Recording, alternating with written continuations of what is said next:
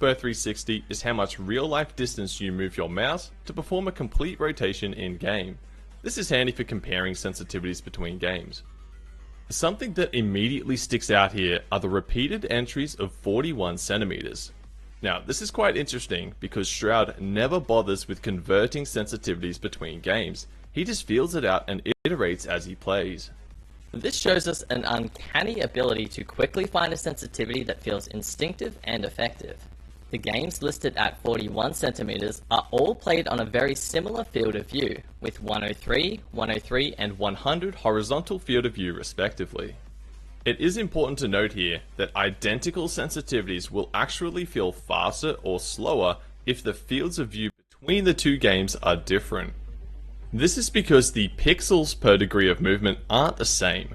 For example, if I were to use the same sensitivity for hipfire and for a 10x scope, the scope will feel ridiculously fast. This is why ADS and scopes have a sensitivity multiplier.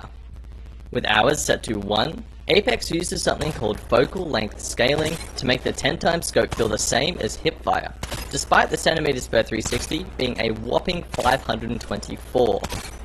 As we would expect, the games Shroud plays on a higher field of view like Apex Legends and Rainbow Six Siege feature higher sensitivities.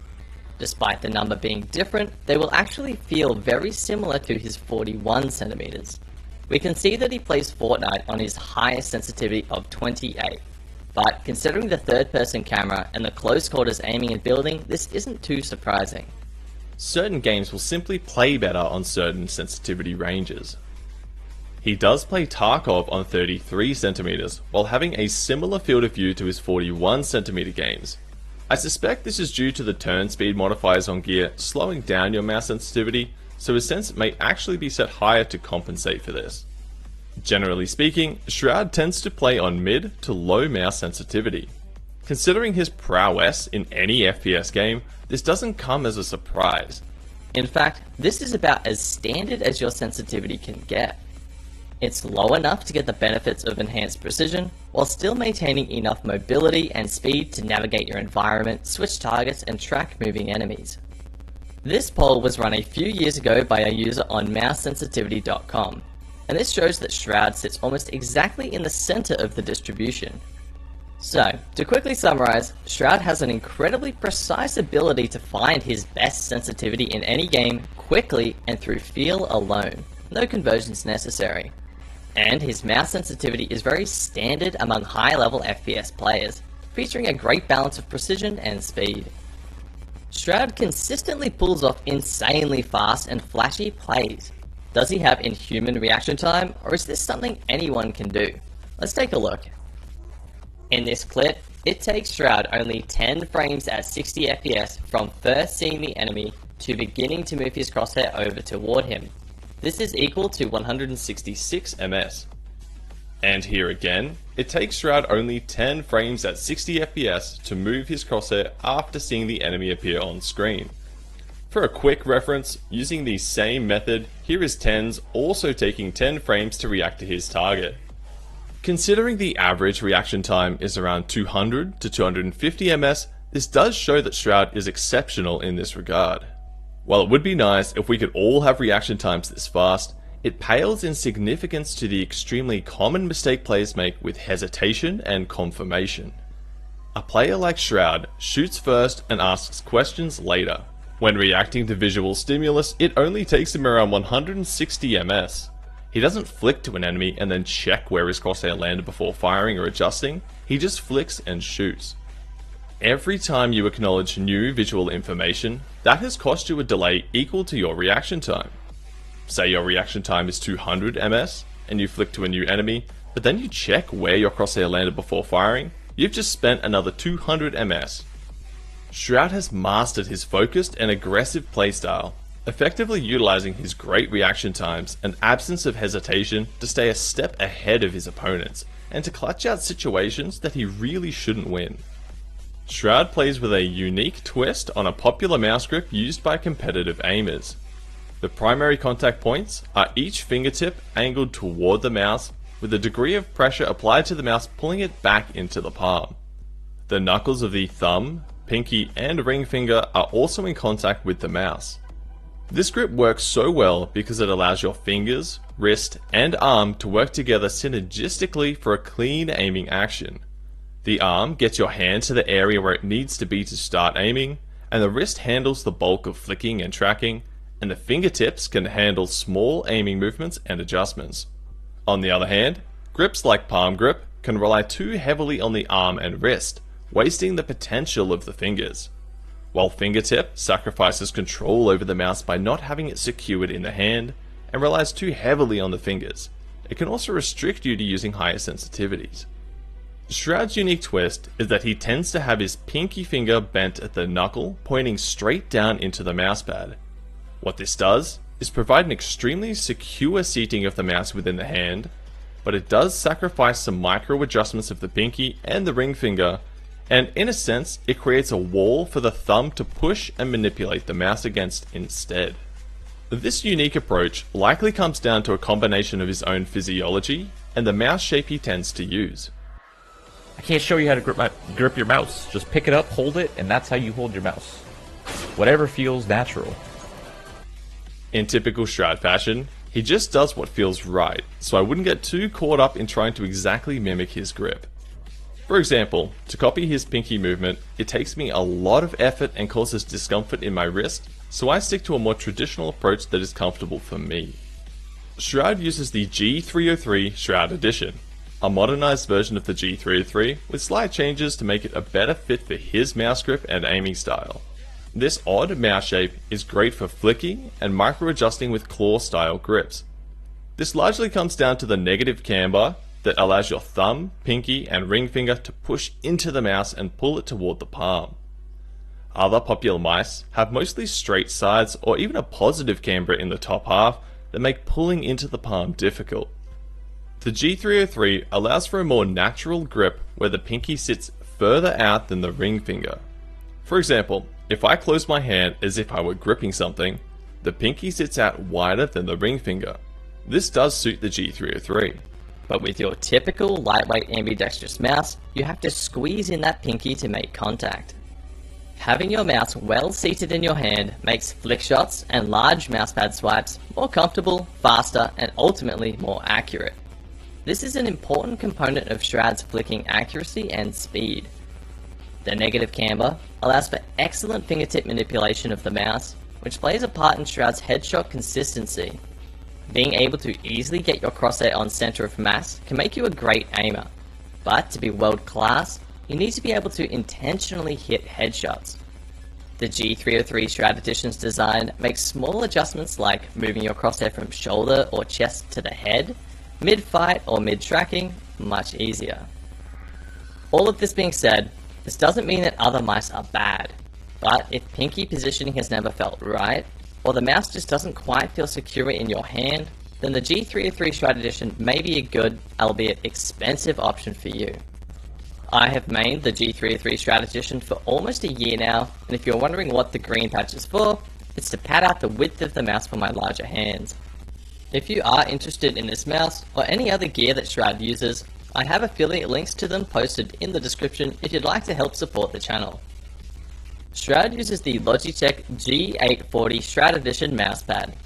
Due to his sponsorships, he won't be out there experimenting with all the modern new mousepads, so we can't really say if the G840 is the best fit for him or not. With that being said, as far as cloth mousepads go, the G840 has good stopping power and a controlled glide, which is a great fit for Shroud's flick-heavy aiming style. But it does have one huge caveat. It only performs this well at around 55% or lower humidity. Once the humidity starts to climb, any clamminess or moisture on your hands will cause your skin to start sticking and skidding along the mousepad. This introduces frustrating inconsistencies into your aiming. Now, while Shroud does live in a humid climate, it's likely that his room is climate controlled through air conditioning, which can easily drop a room's humidity by 30% or more. The mousepad is also notorious for collecting dirt, grime, skin, dust, and so on, which detracts from the usual glide. But considering this is Shroud, he's simply in a position where he can replace his mousepad whenever this becomes a problem. Okay, so I'm going to analyze some of Shroud's gameplay to see what we can find. I chose this Battlefield 5 match in particular because of a great combination of pacing, target switching, and decision making. Here we have Shroud pushing a balcony. As he reaches the top, he checks the alcove on the left. Notice how Shroud is positioned against the wall so he can peek this angle as sharply as possible without exposing himself to the rest of the balcony. He takes the easy kill, and now he knows that no one in his current field of view can be a threat to him, so he will immediately flick to the right to check the rest of the balcony, securing a second kill. Now, this is quite interesting. You can see here that his teammate runs up the ramp in front of him. This tells Shroud that there are no enemies on that ramp or in the archway ahead of him. Otherwise, his teammate would have been shot at. So, using this info, Shroud skips that angle entirely and instead checks the courtyard, netting him another kill. This was a nice little display of game sense and is going to come up again a little later. Here he starts to push in and you can see how he's constantly scanning the area looking for new targets. When he does find someone, he instantly flicks onto them, aiming for the head for the quickest kill. The speed of his target acquisition and aiming for the head are crucial to supporting his aggressive playstyle. By minimizing his time to kill, he can overcome the disadvantages of sprinting and seeking out enemies that may already be holding angles or playing in groups. Ahead, he sees shots being fired down this path, and decides to take a few pot shots from where the enemies are likely to be. He doesn't actually see anyone, but these shots do a few very useful things. If they hit, he gets free damage and knows where an enemy is. If they miss, he knows that they aren't in that specific spot. And it also establishes him as a threat. The enemies will likely think he is playing from that angle, which gives him the freedom to push up. He gets the jump on the first guy, notices another to the left, and quickly flicks to finish them both without taking any damage. This is a great clip. So here we have Shroud pushing the ramp up to the balcony. He sees one target looking in another direction, flicks to him, doesn't quite land it, and instead of simply aiming or moving a smidge to the left for easy body shots, he bothers to aim diagonally up to the head for a more efficient kill. Now, I've gone on about how Shroud doesn't like to hesitate, but there is a time and place for it. Considering his weapon only has 21 bullets in a mag, the enemy is looking away, and there are no other immediate threats, he knows he has the luxury of going for a cleaner kill, saving him ammunition for following targets, and reducing the time the enemy has to potentially react and damage Shroud. Now, as Shroud pushes further in, he gets surprised by this little crouching gremlin. The moment he notices this guy, Shroud strafes in the opposite direction. This throws off the enemy's aim, and you can even see his bullets firing to the right where Shroud would have been going had he not changed direction so quickly. This was a nice move to quickly turn around a bad fight. Pushing up the stairs, Shroud checks the alcove, which is empty this time, and then immediately swings around to the next potential threat and gets a kill. Now, last time, Shroud had a teammate running up, so he didn't bother checking the ramp or archway, because if there's an enemy there, they should have been shooting at this teammate. But this time, there is no teammate, so now he takes a moment to check these angles before aiming at the courtyard. This goes to show how Shroud is constantly analysing his environment, and not just from his minimap or current field of view, he's even gleaming information from his teammates to determine enemy positions. Alright, this is a really cool play. Shroud sees a bunch of enemies streaming downhill to the right. He doesn't immediately take this fight because that'd be a pretty crazy trade, and instead he goes to the window to pick off a straggler. Unfortunately, he doesn't get a kill, and he's not going to re-peek because that'd be a bit too risky. Instead, he knows the enemies from earlier should have arrived by about now, and they have. He gets a free first kill, then has this guy fly past him. He goes for a quick flick headshot to remove the biggest threat as fast as possible, and with only 6 bullets remaining, he knows there should be another enemy. With well-intentioned crosshair placement, he peeks the corner, but the enemy has swung wide. So, he goes for this awesome flick shot straight to the head to finish a quick triple kill with 1 mag and full life remaining. Next, he reloads his weapon, and he knows the 2 targets he fired at from the window initially have likely pushed up by now. So, with some great crosshair placement, he peeks and essentially gets the first kill for free, hardly having to aim. Unfortunately, he doesn't quite have enough bullets left for the second target, so he ducks away to reload. Instead of re-peeking that same angle and risking a bad trade, he opts to flank through the window instead. When Shroud is navigating the map, we can see that he is always close to cover. There's always a wall, a pole, or some other terrain nearby that he can play off. He never wants to be stuck in the open without any options. I would describe Shroud's gameplay as a combination of aggression and efficiency. He is constantly seeking and synthesizing information, even if there appears to be nothing going on at all. He's looking at his teammates, the minimap, scanning his periphery, all to quickly determine where the enemies should be and what advantageous angles he can fight them from. He takes constant risks to achieve such dominant gameplay, but through his efficiency, he mitigates these as much as possible. By always keeping cover nearby, never re-peeking angles, going for headshots, and utilizing quick flicks, he manages to consistently clutch out seemingly impossible fights. As for Shroud's aim in this gameplay, a few things really stick out to me. Firstly, his crosshair placement is excellent. It is always placed where enemies are most likely to be, and this likely stems from his Counter-Strike days. This means he is mostly doing small and reliable aiming movements. While huge flicks look awesome when they work, it simply becomes more difficult to land your shots the further you have to aim. Secondly, Shroud's headshot accuracy really impressed me. There are a lot of great aimers out there, but I would say that most would just go for the easy upper chest shots and call it a day. Shroud is obviously mechanically gifted enough to land headshots, but to also have the presence of mind to actively seek these out, and the ability to instantly know when it's not worth it, is on a different level. Thirdly, the speed and aggression in his aiming style is awesome to watch. There is no hesitation, he trusts his aim, and doesn't waste time checking where his crosshair lands. He also has no problem firing at angles when he hasn't confirmed if anyone's there or not. There's a fine line between wasting shots and your reloads and actually gaining value from blindly firing an angle, and Shroud seems to have found that balance. Well, there we have it. I hope you found the analysis in this video both interesting and helpful.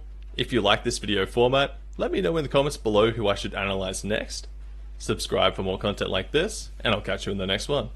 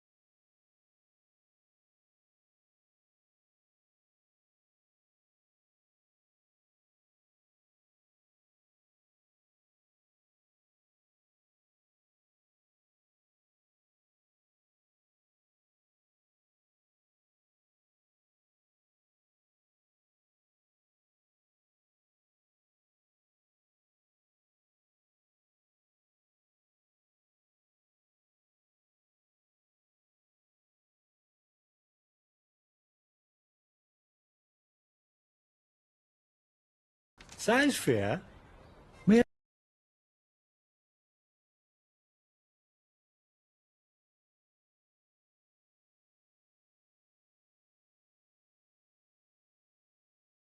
Of our eyes all along. The problem is, with more screen time than ever increasing visual and audio effects, mechanical demands, strategy and multiplayer communication. Oh, bogey spotted. What's that? Mobilizing. We've lost sight of the most fundamental aiming technique of them all. You need to be focusing on your target, not just looking at it. And believe me, there is a massive difference between the two, and it's not quite as easy as it may seem. True focus makes you feel like you're playing in slow motion, like you've got a secret bullet time ability you can just switch on. enemies will appear slower, you'll feel like a psychic knowing exactly where they're moving by absorbing and synthesizing visual cues, and ultimately, you will feel in control of your aim. Aiming stops being all about moving your crosshair to the target, but rather pulling your target to the center of your screen.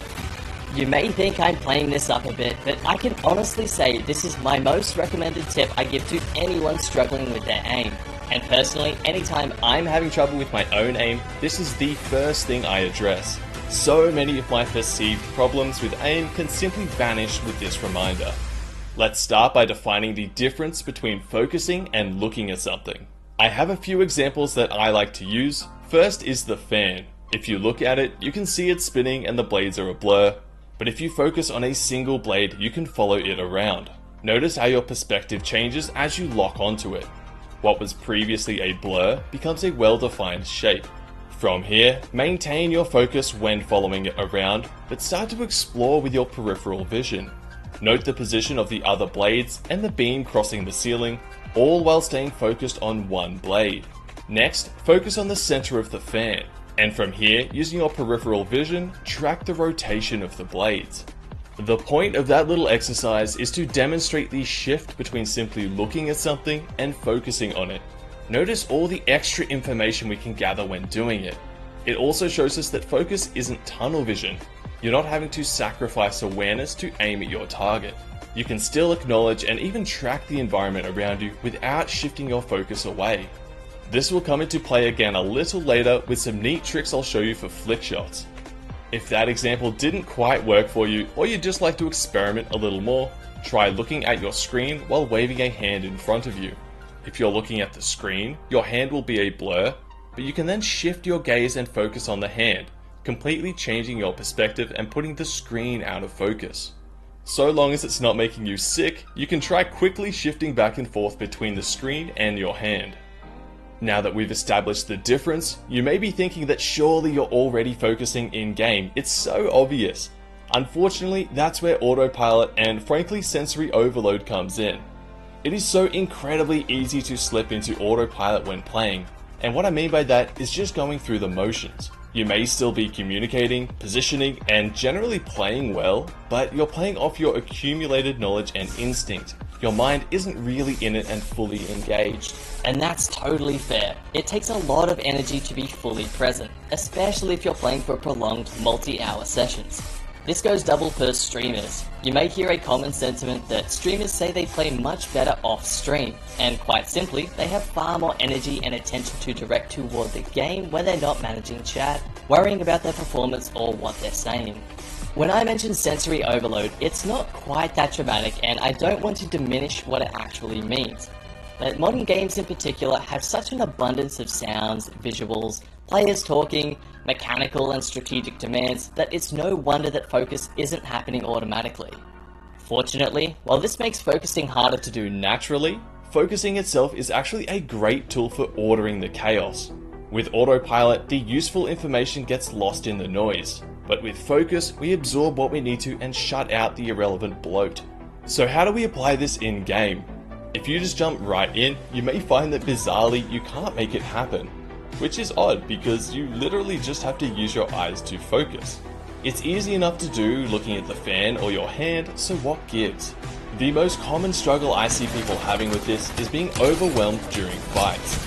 My favorite fix is to play with game sound completely muted. No Spotify, Discord or anything, playing in silence. If your game of choice has a casual mode, deathmatch, that sort of thing, this would be the place to do it. Sound is important, so you'll need to accept that you'll probably die a bunch of times to things you could have avoided. The point of this is to remove a huge number of auditory distractions so you can now focus on focusing. This should allow you to experience what true focus feels like during a fight in an FPS game. When you know what it feels like and what to expect, you can turn your sound back on and try again. If you play aim trainers, a great method to practice this in a more controlled environment with fewer variables is by playing close to mid fast strafe style scenarios. Without focus, they will feel frustratingly erratic. Focus won't give you 100% accuracy, but the fast strafes suddenly feel much more manageable. In Kovacs, I recommend trying the robot variations that have a humanoid target which provides more features to focus on and lets you get a feel for what absorbing visual cues is like. In-game, focusing lets you absorb information like a target's body position, angle, where their legs are facing, what objects or walls are around them, all of which let you know what their next moves are most likely to be. Instead of reactively flicking your crosshair back and forth, you can, for example, acknowledge that they've just changed direction in their strafe and will move in one direction for the next few moments, netting you some predictable and easier shots. When you get good enough at it, you can determine the width of someone's AD strafe after the first left and right movement. The vast majority of players will AD strafe at the same cadence of button presses. It's really hard to desync them without some serious conscious effort. This lets you track them predictively after this point, rather than having to wait on your reaction time to tell you that they've changed direction. Knowing what focus feels like is only half the battle. We still need to remind ourselves to do it. These are my two favorite techniques for keeping it top of mind, and both of them use the same strategy of piggybacking this idea onto an already established behavior. First, anytime I have negative thoughts about my aim, like wondering why I missed some easy shots or maybe my sense doesn't feel right, I remind myself to focus. Second, every time I manually reload, I remind myself to focus. Before long, these become habits. It's really difficult to summon the reminder to focus out of thin air, especially when playing these chaotic modern shooters. By attaching this reminder to other behaviors, you can automatically summon the thought in a non-intrusive way, keeping it top of mind without wasting energy or getting distracted. Generally speaking, the easiest way to go about this is to always focus on your target, not your crosshair or anything else. But if you're feeling a little adventurous, there are a few exceptions that can make your flick shots easier to land in certain situations. First is when you're holding an angle and need to react quickly. In this situation, I get caught out when scanning, I'm low health, and I know exactly where they are. Ideally, my crosshair would have been around the edge, but I didn't have time to move it, and by leaving it exactly where it landed, I have a moment to acknowledge where it is, and how far I'm likely going to need to aim. My eyes are focused on the edge here, because I don't know if he'll be able to peek his head up here, or whether he'll have to jump to get line of sight on me. With my eyes focused on this spot, the Pathfinder jumps up, and I don't have time to move my eyes to the head. So instead, I keep my eyes fixed to that same spot and use my peripheral vision to follow his movement.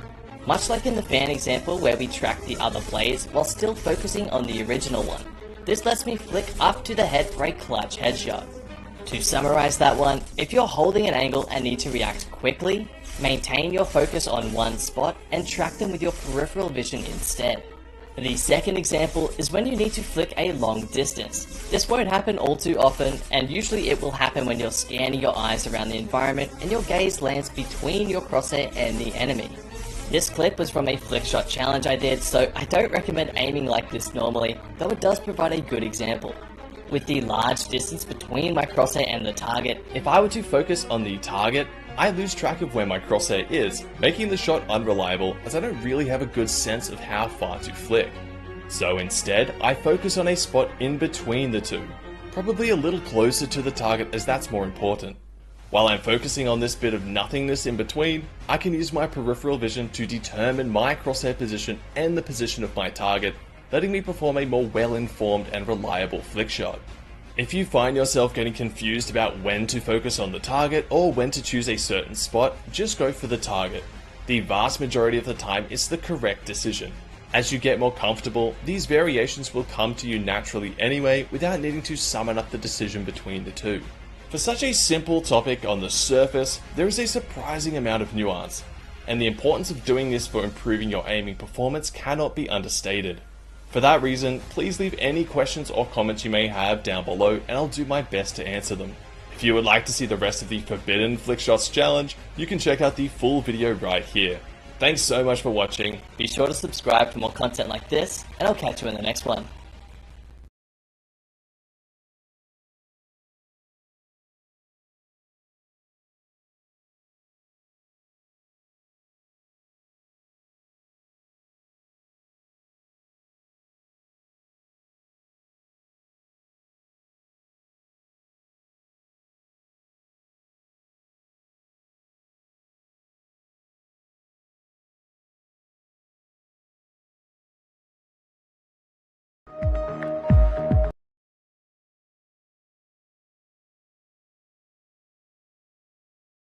you be using tension when aiming? If you ask the internet, they'll tell you no. This has puzzled me for years. How could tension, something that is core to my understanding of aim and key to my own aiming ability, be so unanimously vilified? Perhaps this is the hill I'll end up dying on, but I believe tension is gravely misunderstood and heavily underutilized. When used correctly, it can elevate your aim to new heights with unparalleled speed and precision. But if you don't have control over it, it will sabotage your aim like nothing else, which is likely why it gets such a bad rap. Relaxed aim and tensed aim can be described by what is known as the speed-accuracy trade-off, where when you do something quickly, you make more errors, but take less time. And when you do something slowly, you make fewer errors but take more time.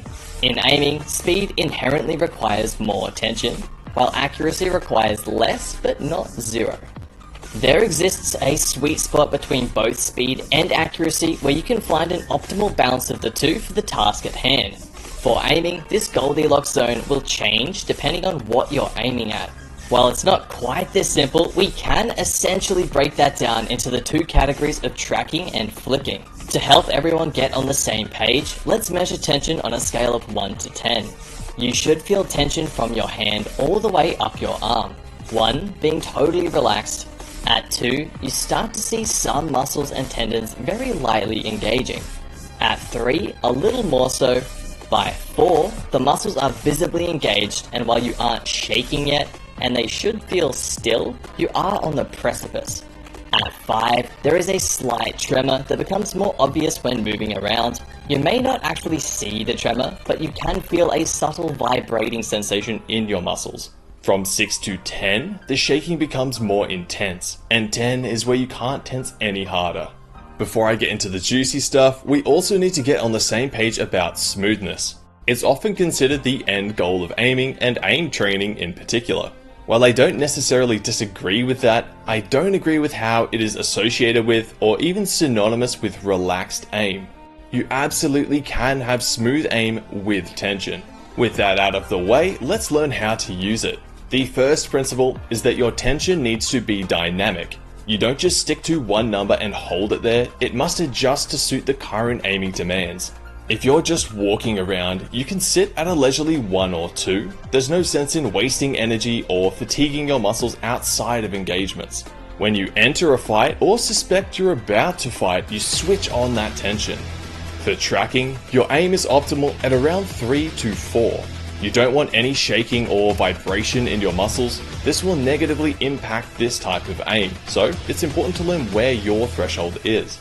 In easier tracking situations, like if a target is slowly moving in a straight line, you could drift closer to a 3. Against faster or more erratic targets, you would move up to around a 4. Flicks are very interesting. The whole point of them is to quickly move your crosshair onto a target so you can begin damaging them as soon as possible, or for mitigating the effects of an enemy's movement. A flick shot essentially lets you pause time and get your crosshair onto them before they can move away. This is accomplished through speed. During a flick, our crosshair moves much faster than the enemy, and as we covered earlier, speed requires tension. An effective flick shot requires a temporary flash of tension. The intensity depends on how far you have to flick.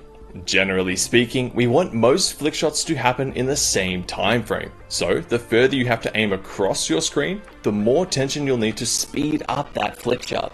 This will also depend on your mouse sensitivity, where the lower it is, the more tension you'll need to execute it within a viable time frame, as you have more mousepad distance to cover.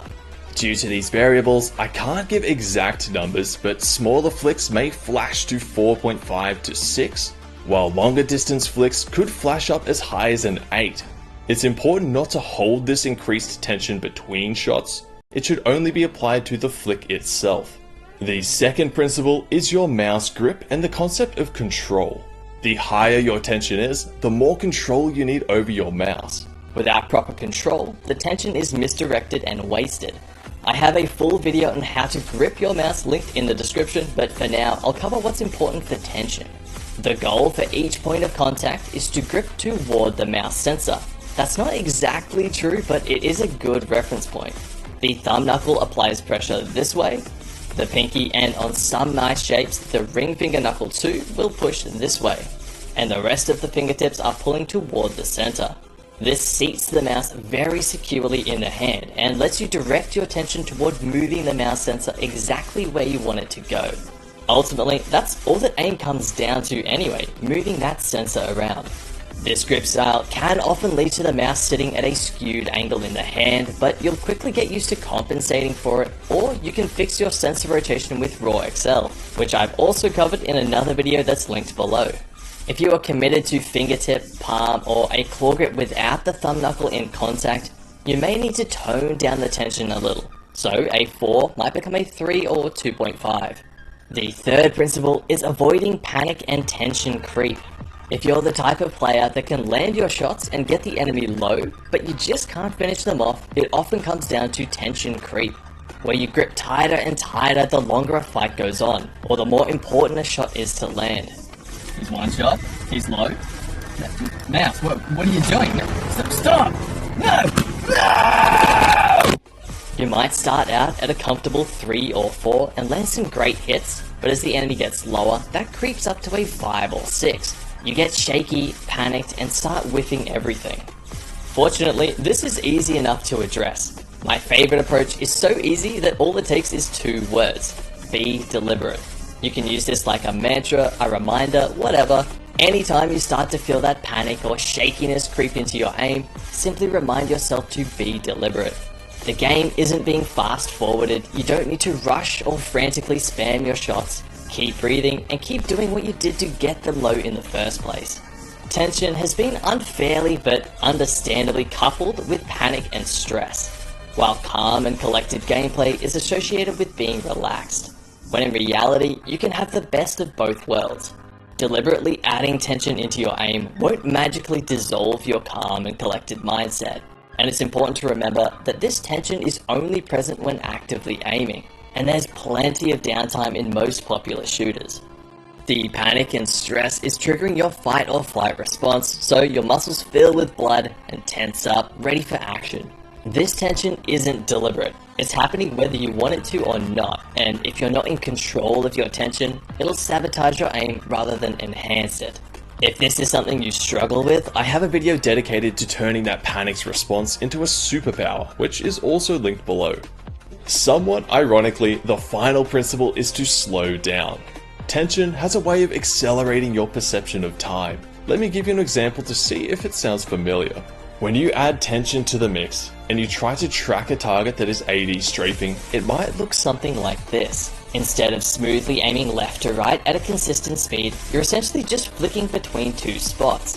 When you're tensed up and aiming quicker, it can feel like everything is moving faster, leading to overly reactive and twitchy aim.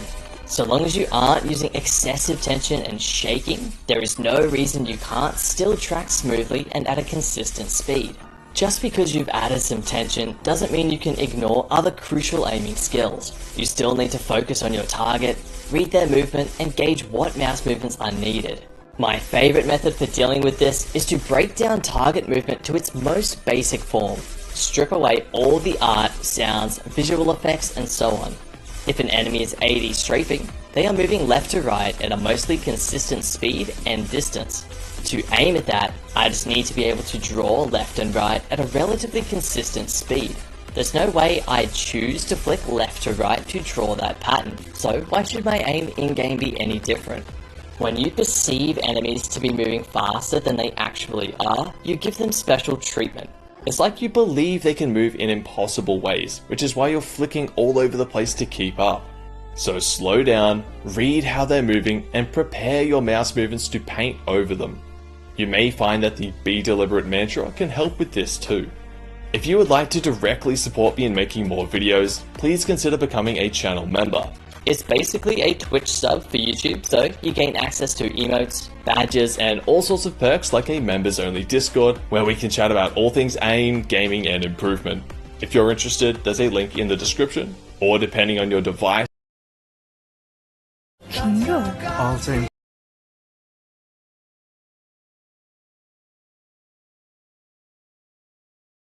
You get nervous or anxious when gaming, you're in a 1v1 or clutching for your team, or you're in that final circle, the heart rate spikes, your hands get all jittery and your performance tanks. Well, the comforting news is that it describes a whole lot of people, myself included, so if that sounds familiar, you're certainly not alone. Fortunately, there are a number of strategies we can use to mitigate these negatives and even use this response to our advantage. To put it simply, these situations are triggering our body's fight or flight response.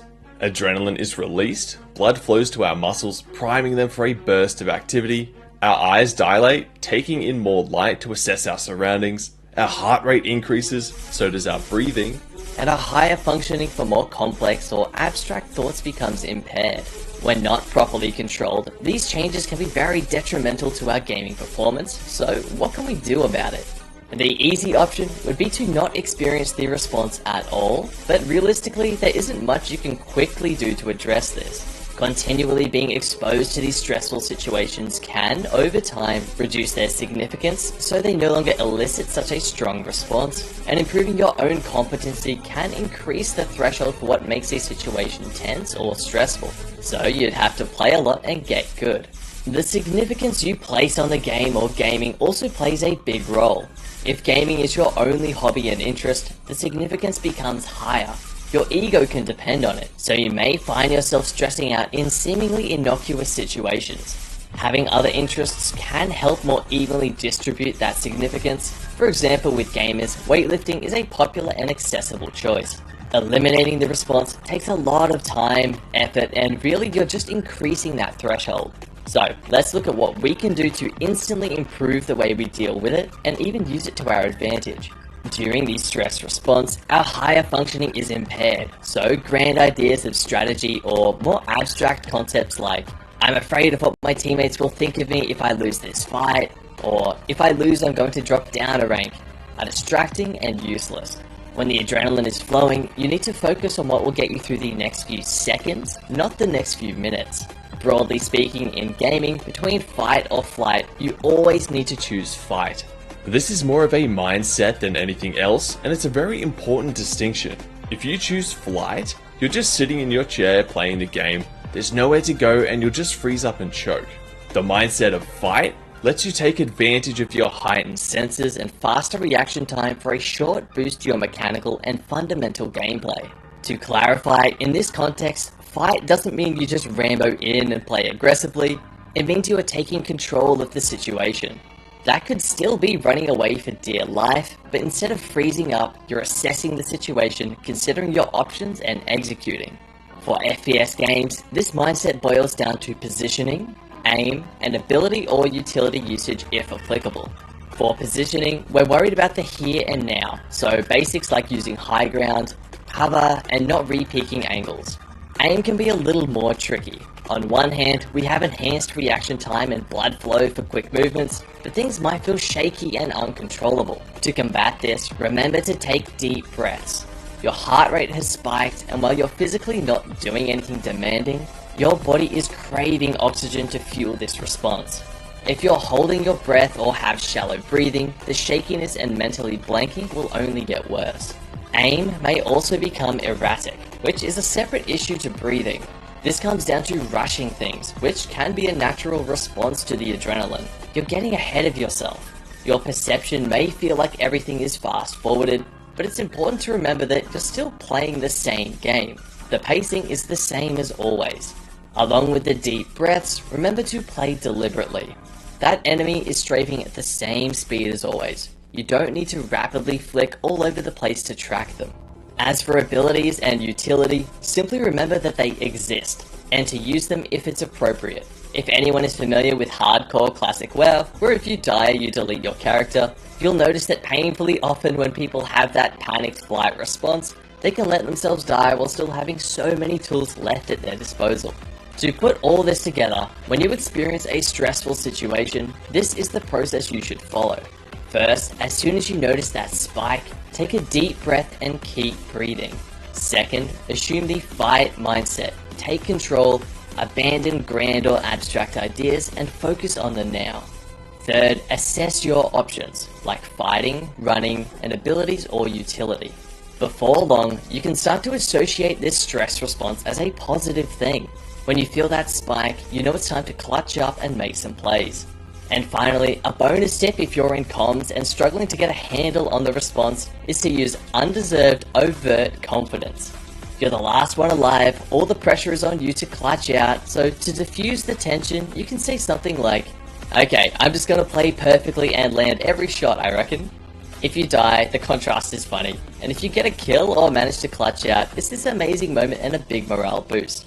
Plus, even if you're just joking around, overtly confident comments do a good job of getting you into that fight mindset. Click join below to see the perks you can receive for supporting the channel by becoming a member. Managing the stress response is only half the battle. It's crucial to have strong game sense to instinctively know what to do without having to think about it. To learn the fastest way to improve it, check out this video here. Thanks so much for watching, be sure to subscribe for more content like this, and I'll catch you in the next one.